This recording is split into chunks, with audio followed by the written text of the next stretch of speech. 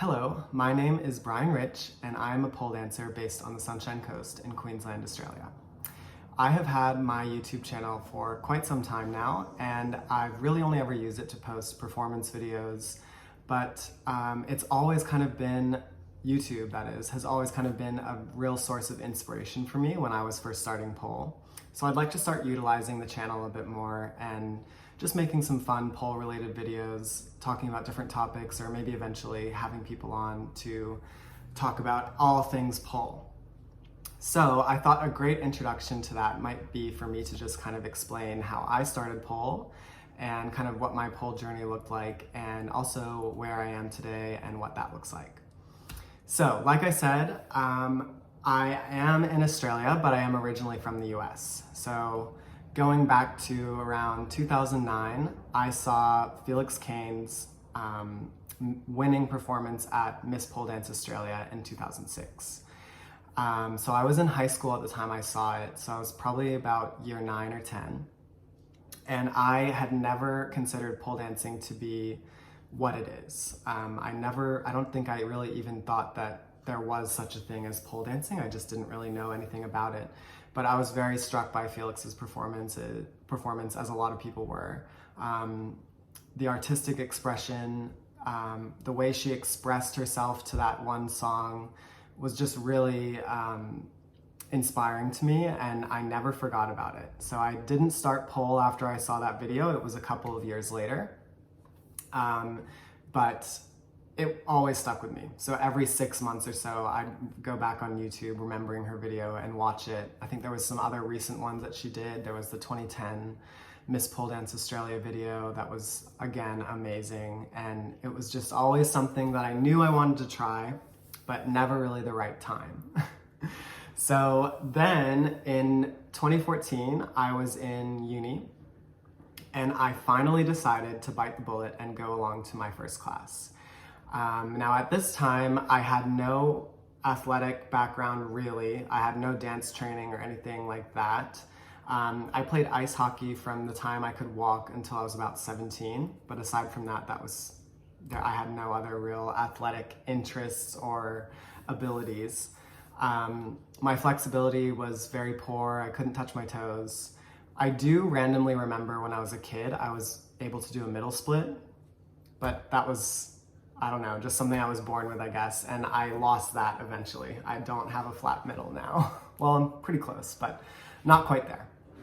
But I went along to my first class, and at the time, men were not allowed at a lot of studios. So there was some studios that didn't allow men at all, and then there was others that maybe had a class that men could come along to once a week, and that was the case for me. So I went to the studio. They allowed men on a class that took place on Sundays, and it was very much a class that was focused on the fitness sort of strength-based tricks of pole. And also what was involved with that was a lot of high intensity interval training, otherwise known as HIIT exercises. And so I think, it wasn't really a Felix Kane style class where it was all dancing and really pretty, but I do think it was beneficial for me because I gained a lot of strength and was able to build upon maybe the strength that I had from ice hockey, and also just building up that body awareness as well. Now the class that was on Sundays that men were allowed to go to, it was very sporadic. So even though it was on the timetable every week, I would find that it would often get canceled just because there weren't enough people that had signed up for it, or, for whatever other reasons. It would just be not as consistent as maybe I would have wanted. So after my, I would say, 3rd or 4th class, I decided to just buy my own pole for my home and kind of practice at my house and teach myself kind of the core tricks that I was after and what I wanted to learn. Also about this studio, and at that time, so this was in 2014, spin pole was not as commonplace at least in the US. So I remember actually having to ask the instructor if I could make the pole spin somehow, because I was going back to what I watched Felix do, and I always thought that was just so amazing, so I wanted to try it as well. But I always think back to that, and I think it's kind of funny that I actually had to ask for the pole to be on spin, and it was considered advanced. to be using a spin pole. So I was at that studio. I was going, when I could, when the class was on, for about 8 months, and then supplementing that at my home. So I would be watching YouTube videos. So I watched a lot of Felix Kane. I found Bobby on YouTube and just some other really amazing pole dancers. And so I would kind of go to those classes on Sundays, but then I'd come home and watch all these YouTube videos and try to replicate and recreate what I was watching. And I think that's kind of been a consistent theme throughout my whole journey, even up to now. I am very much a home-based pole dancer. So after about 8 months, I would say, of pole, I decided I wanted to try and do my own performance. So it was in my hometown, and it was at a nightclub. It was kind of a variety show. There was maybe some hoop performers, stand-up comics, that sort of thing. And then I asked them if I could do a pole show. So I organized with the studio owner to borrow her stage pole. And unfortunately for me, this show ended up not happening because the day of the show, I was backstage getting ready for my performance, and I get a text from the studio owner that she was no longer able to bring the pole to the venue. And so I was quite devastated by that. And at that point, I decided, okay, that was a bit rude, so I'm gonna go and find another studio. And again, throughout this whole time, I've really only ever gone to classes about once or twice a week. But I did get something out of it just because, I like to meet people that are doing it and learn what I can from them. So I did find another studio, and it was very much focused on like heels and the sexy side of pole dance, which was really in line with what I was consuming on YouTube and the dancers that I really liked online. So I started going along there. Definitely heels became a very consistent thing for me at that point. So about 8 months into my pole journey. And yeah, I continued to have my home pole, watching YouTube videos. Instagram at that time, they only allowed 15-second videos. So people would either post just one trick in a video, or they would speed up a routine to fit in that 15 seconds. So it wasn't really the best if you were looking to recreate what other people were doing on Instagram, because the videos just weren't long enough. So YouTube was definitely the main thing. And yeah, I really enjoyed, I would dance to full songs at my house, which I think really helped me develop as a dancer, and building up that strength and endurance, stamina. It takes a lot of work to be able to dance to a full song, which I think is actually a little bit of a dying art these days. Of course, people dance to full songs during competitions, but I don't think it's as commonplace just to do it for fun as much as it was back then. So about 2 years into my pole journey, I graduated from uni and I got a job offer in New York City, so I moved there. And my time in New York is definitely marked by performing a lot. I did end up doing my first performance about a year into me living in New York, and it was to Vogue by Madonna. And it was a lot of fun. I think I have the video somewhere. I might post it on YouTube maybe, but it is quite embarrassing, or I guess eye-opening to kind of go back and look at how much I've changed since then. But soon after that, I was, performing once a week for about 2 years. I had some friends that were involved in the nightlife scene in New York, specifically in Brooklyn and Lower Manhattan. And we decided to make a drag show, because a lot of my friends were drag performers, a drag show, and then I would pole dance at some point during the show as well. And so I did that show every week, every Wednesday night for a good year. I think it was closer maybe to 2 years that I did that. And I think that was one thing that really, really helped me develop as a dancer, because when you're performing, especially in a nightlife kind of environment, you really have to be quick about things. The venues can be cramped and tiny. So you kind of have to figure out what works in a space. And it really, again, helped me develop that endurance on the pole and the stamina to be able to dance and perform to a whole song. with that being said, my friends were very charismatic people. I'm a lot more introverted than they are, but luckily for me, I was able to meet a lot of other people in the nightlife scene. And so I started getting asked to perform at random hole-in-the-wall bars in Brooklyn, or maybe some larger venues throughout New York. And that really just continued to help me build my confidence as a dancer, and especially with performing.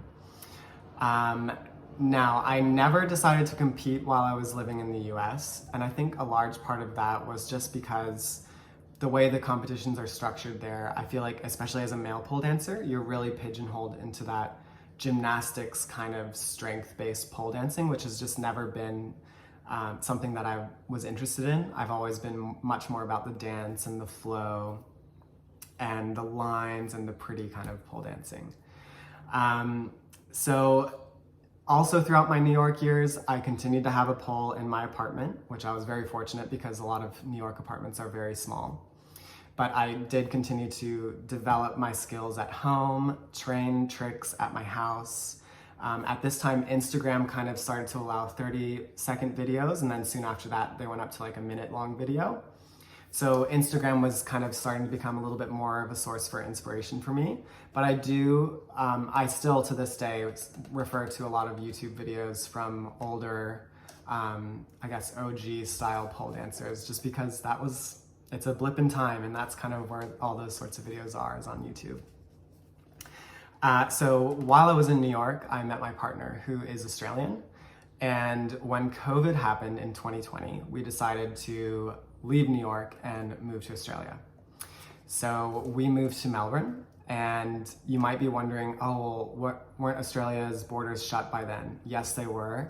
However, I was exempt from that restriction because my partner is an Australian citizen.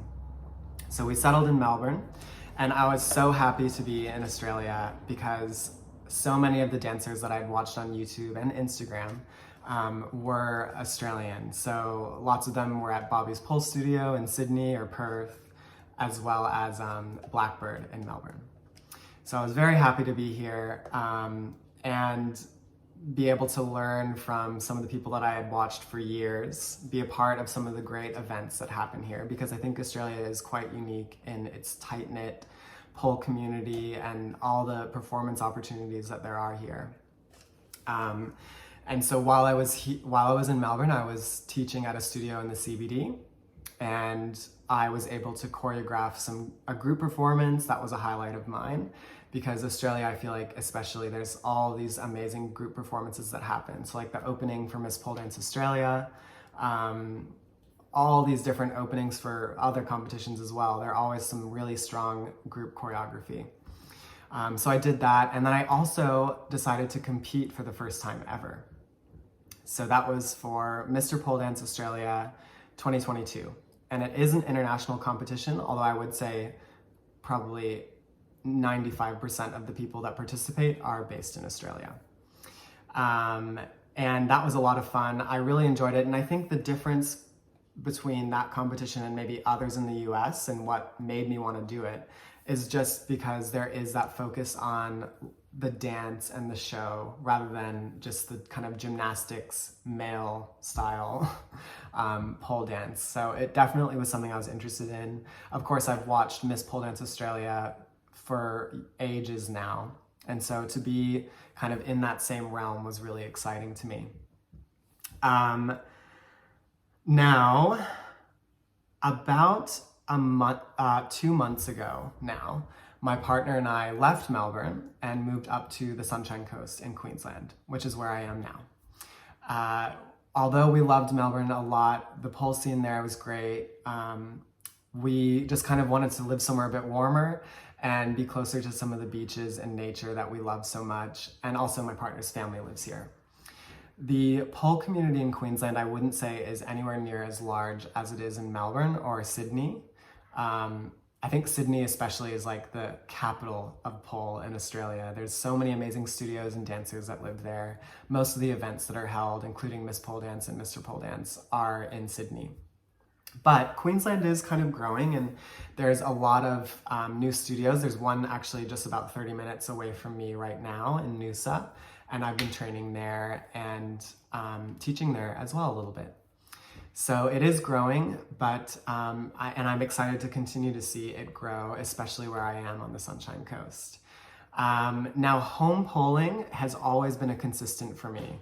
I find it actually kind of difficult to get into a really creative mindset in a studio just because it's not my own space. And I don't know, there's something to be said about having your own area and privacy and your own speakers and music that you want to play at home.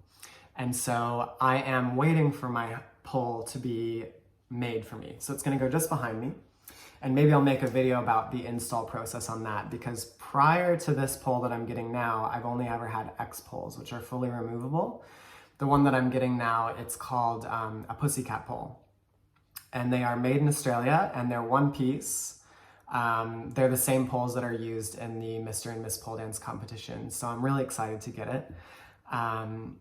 And yeah, I will continue to be poling at my house and continuing to train.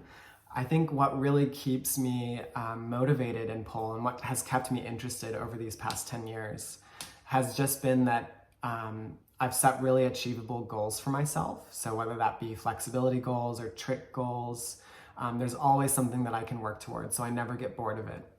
And it's also the creative expression that I get out of pole that I really love. So again, I talked about briefly dancing to a full song. I love watching someone perform or compete, and you can really feel their interpretation of the song that they're dancing to, and that's just something I love. I've always loved music, and being able to express myself to my favorite songs is something that I just love to do, and I don't think I'll ever get sick of it. So thanks for watching this video. I know it's been a little bit long, but hopefully a good first introduction to YouTube. On my next video, I'm going to speak specifically about my particular inspirations when it comes to pole. So pole dancers that I've personally been inspired by, and maybe I'll get into a little bit of the history behind some of those famous pole dancers, because they are quite well known. I'm sure you'll recognize some of the names that will be brought up. So thanks for watching, and I will see you in the next video. Bye.